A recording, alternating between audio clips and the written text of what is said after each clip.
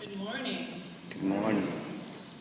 It is an absolute pleasure for me to be here today. I am so excited to be a part of this sermon series. I think it works perfectly that I happen to be here at this time. It's been fun trying to fit it in with my schedule for this summer. It's been a little bit crazy, so I'm absolutely honored to be here, especially before I leave for seminary. I wrote a quote on Facebook recently that stated, "Sometimes the best ways to share our faith is to simply share our lives and our stories." Each of the people in this series has had a story to tell of how they express their faith through their passion or their passion through their faith. Each person in this room has a story, but you may not know quite how to tell it, or you may not think it's special enough, and that's okay. That's why this series is happening. It's about exploring who we are as people and through our gifts and our talents and how we express ourselves. My story is much like any other, and in fact it's a lot shorter than most of yours. It takes place over a period of time where several things take place. It's a pretty basic understanding of what a story is.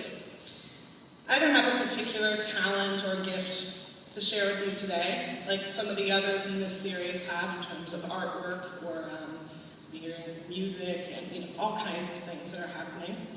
But instead, I want us to all explore who we are together through our own callings, so to speak. Did you hear what I said? A calling?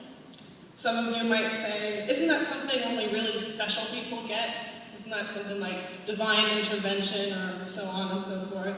Or, I've already been through most of my life. I don't need to talk about callings. I know what my calling is.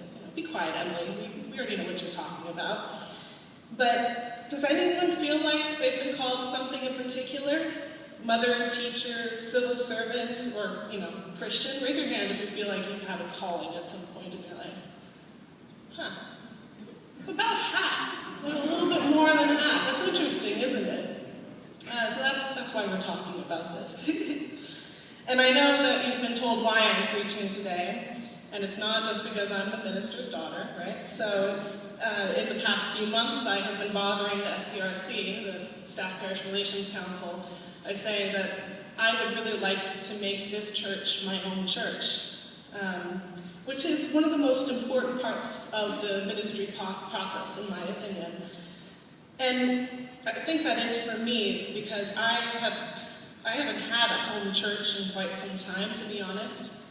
And we've moved a lot in our family, as some of you may know. And we've been in churches that have been in all types of climates. And some of them have been a little bit more unhealthy than others, but all in all, it's been one big, wonderful learning experience. And ever since I've been at this church, some of you may not know me because I've been at UC Davis in the campus ministry there, and I've been working at another church for the past year. So that's why you haven't seen me much. I've been a little crazy running around. But the thing is, I really like this church. This church is so amazing with everything that its congregants does. I mean, you do incredible things. I'm always so impressed to hear what St. Mark's is up to.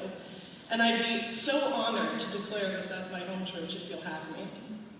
I feel that my calling is a strong part of who I am, and that's a really important thing to share with your church when I'm declaring it as my home church as I go into the process to become a minister. And in a sense, I feel that many things in my life led up to the moment where I finally decided I did want to be a minister. And so I'm going to talk a little bit about me, but that's not really the focus of all of this, in my opinion. Then I'll move on to explore what it means to be called.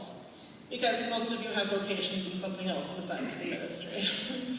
And as you well know, I'm a double PK, or a preacher's kid. It's a good club that we have going on. I often say that PKs are their own species. Are there any other PKs in here besides my brother? Yeah. So we really are our own species. We have this weird little connection that we have.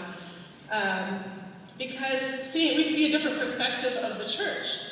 Because it's our home, it's our parents' workplace, it's our family, but it can also be a source of conflict and trials and tribulations. And I saw how many churches work, and how each one is definitely unique in its own culture, its spirituality, and its community. Growing up, I was often judged as either being the troublemaker, like the kids in the television show Seventh Heaven. I don't know if any of you have seen that, but all of the kids of the pastor were really big troublemakers. And so they got into, all different kinds of trouble with crime and things like that. Or, other people thought that I would just talk about God and Jesus every other sentence. And I even had a friend in high school whose parents really didn't want her talking to me because they thought I'd be a bad influence on them. I don't think I was, hopefully not. But I had a very happy childhood, very, very happy childhood. And my brother and I talk about, we're closer with our parents than most of our friends are. And my older brother and I are best friends. So, and as I said, we moved a lot, and with these moves came different schools, different friends, different churches, different neighborhoods, and completely new surroundings, which taught me a lot growing up. Each experience was a new adventure that brought me closer with God, and closer within our family. I went on to get involved with campus ministry at UC Davis, where I discovered my call in a particular kind of ministry within the multi-faith living community there. I could talk about that for ages, so I'm not going to preach on that today, maybe another time, but feel free to talk to me at any point. Some of you already heard me talk about it at the UMW meeting last year, I think 2 years ago. That was an absolute joy. And I was really passionate about that place where I worked. It was a huge calling for me in terms of doing interfaith work and seeing how people work together. But I studied international relations, which also relates to that, and I just love exploring peoples, cultures, and religions in general. But my calling was in no way an easy choice. It doesn't just strike you suddenly, like, here in the Bible, just lightning strikes. You suddenly have this epiphany, you have a dream. I did have a weird calling dream, which was really powerful, but that wasn't the main thing that was really important to me. And going through the process is a lot more complicated than most people think, especially looking at the Phaedos, because they're helping me through that as well. In terms of trying to figure out how to take on the ministry, you have to go through different meetings and psychological assessments and things like that. It's a very odd balance. They want to make sure you're not too crazy, but crazy enough to go into the ministry. And they ask you to have a perfect balance of emotional stability, support from your loved ones, and confidence about the church and your relationship with Jesus. You have to question yourself, but not too much. You have to have extreme confidence in whatever you are doing without being overconfident. And I'm the kind of person where everything is extremely abstract. There's not a clear black or white picture. So for me, I tend to overthink a lot of things. So who here knows the term life hack? Minimum, it's wonderful, love it. So it's a term that comes out of the computer world and has made it into pop culture. Some people see them as shortcuts to be more productive in anything you do. And I don't see them quite like that, and I feel it definitely constricts to our sense of time within our culture. Instead, I see them as uncommon solutions to common problems. You take two simple, unlikely things and put them together, which creates something new and great and can be extremely useful. So for example, I'm not sure how well you can see this up here, but I'm taking my cell phone flashlight and a water bottle, and it turns it into a lantern. Can everyone see that? And it's a little hard from out there. So I've used this in blackouts and things like that. It makes a wonderful little lantern. If I could have my PowerPoint, Vivian, I think there's yes, here's another one. So using paper clips to find the end of the tape roll easily. That comes in handy, you're trying desperately to try and get the end of that. What's the next one? So here's a little trick to find a good avocado. You take off the little stem thing at the end, and then you can see when it's just ripe or too ripe. That's pretty cool. Next. This is a good one for kids especially. To remove splinters, you take baking soda and water and just put it on the splinter, and in a few minutes it pops right out, so good for kids especially. Next. This is my favorite, taking a ketchup bottle and filling it with pancake batter. You get perfect sized pancakes every time. It's amazing. Next one. This may come in handy for you. If you take a walnut on damaged wooden furniture, it covers up the dings on it, which is kind of cool. so I think you can leave it there for a minute. Thank you. So why do I bring these up? I sort of see our callings and our gifts like life hacks in a way. They're not shortcuts to make things quicker or more productive, but as ordinary things, when they're combined, they create something truly wonderful, even if it's kind of silly sometimes, like a ketchup bottle making pancakes. So I posted yesterday on the Facebook website, some of you may have seen, a spiritual gifts assessment. And if you haven't taken it yet, I encourage you to do so. It's also on the UMC website. It's really cool. Although you may feel that you have your roles and gifts already set out, especially within the church. I know you're all busy, you all do amazing things, but it's kind of cool. It's a great insight to see what your gifts are and maybe what you still need to work on, because we're all changing constantly, and it's a great tool.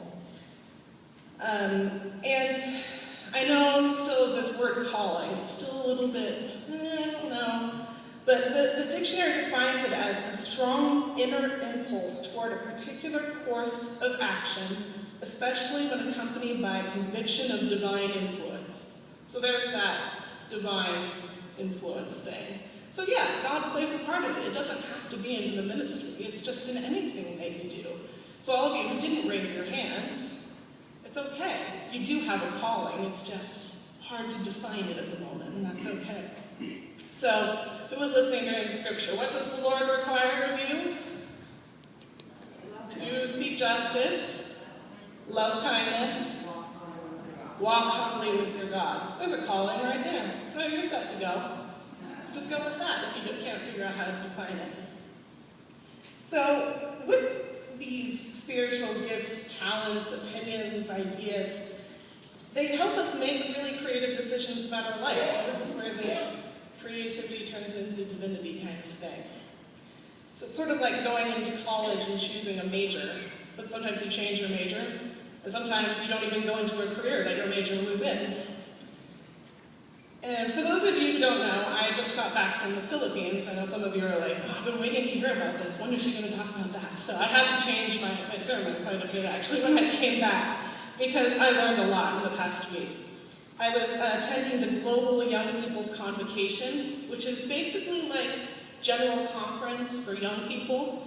So it's where all of the Methodists from around the world that are ages 18 to 35 gather together to make legislation to send to general conference. So it's the young people's voice. I was not a delegate, I was chaperoning our delegation from the Western jurisdiction. So we had a few beautiful days in Manila, where the high school and college students experienced real poverty for the first time. It was quite eye-opening for them. And we explored what Manila was like. Then we moved to a place called Tagaytay, which is about 2 hours south from Manila, and unfortunately it was right in the path of Typhoon Glenda. I don't know if you read about Glenda in the news. And it hit that night, right as we got there, just a few hours after we arrived. As we had heard earlier in the day, it was supposed to be a Class 1 storm, so there wasn't really anything to worry about. Later on, we learned that right as it hit the Philippines, it became a Class 4 storm.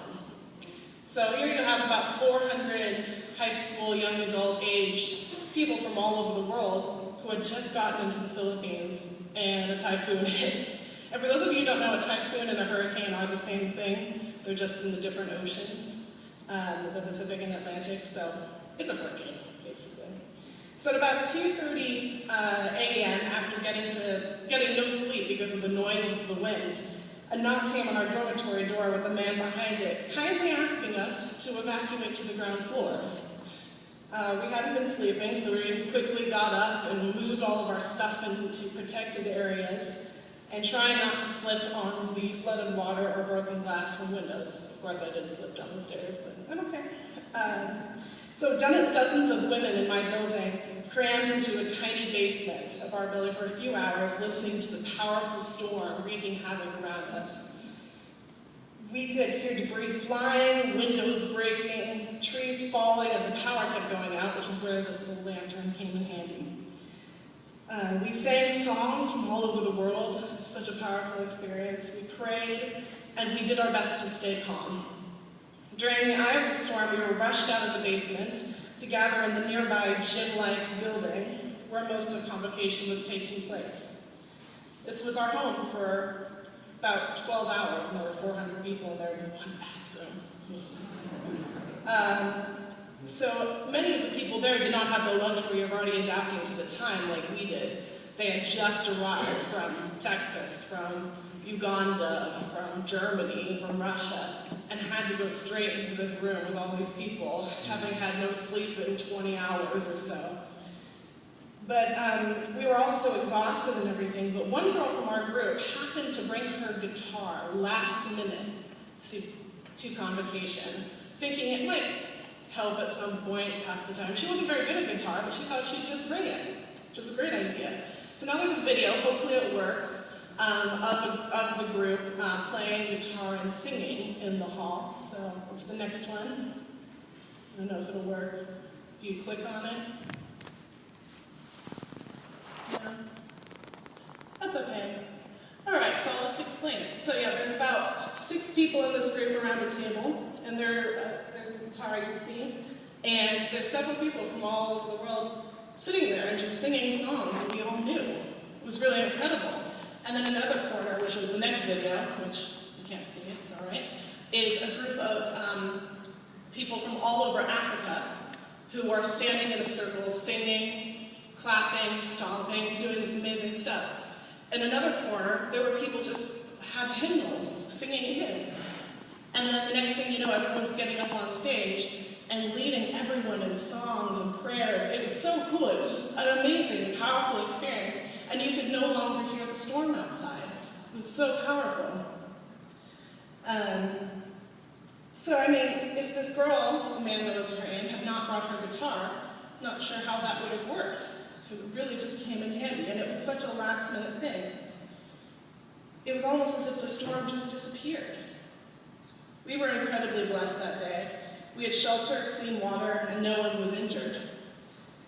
But the buildings where we stayed overnight, a lot of the roofs came off, a lot of the trees were completely uprooted. It was incredible.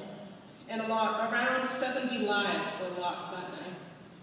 Our singing was for them, their families, and for the terrified children that could not drown out the noise of the wind with their singing.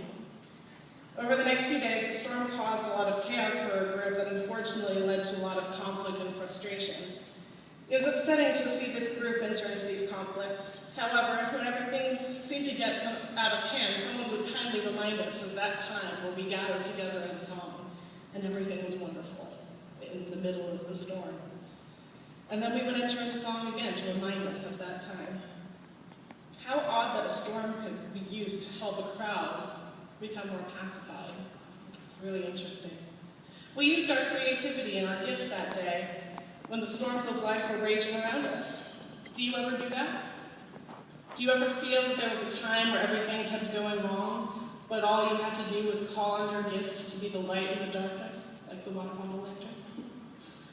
So now, to close, we're going to take a couple minutes. I would like you to turn to someone around you, maybe 2 or 3. It'd be better if it's not a family member or a spouse, but if you are not able to move, that's okay.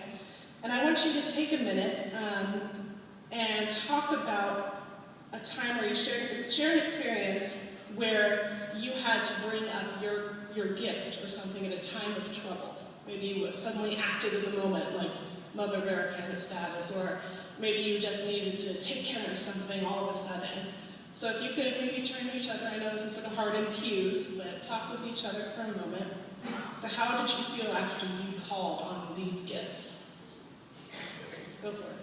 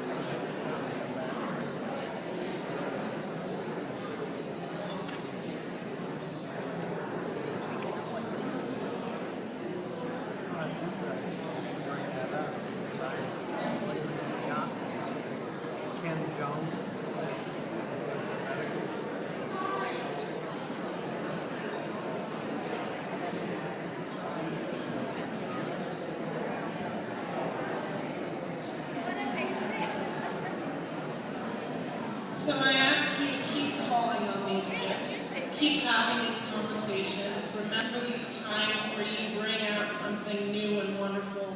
It might be a little weird sometimes, like ketchup bottles and pancake batter. But it's still incredible and it makes something new and wonderful. So what does the Lord require of you?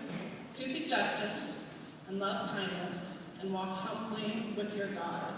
If you remember this, and remember that you must love the Lord your God with all your heart, with all your being, with all your strength, and with all your mind, and love your neighbor as yourself, you have answered this correctly. Do this, and you will live. Amen. Amen.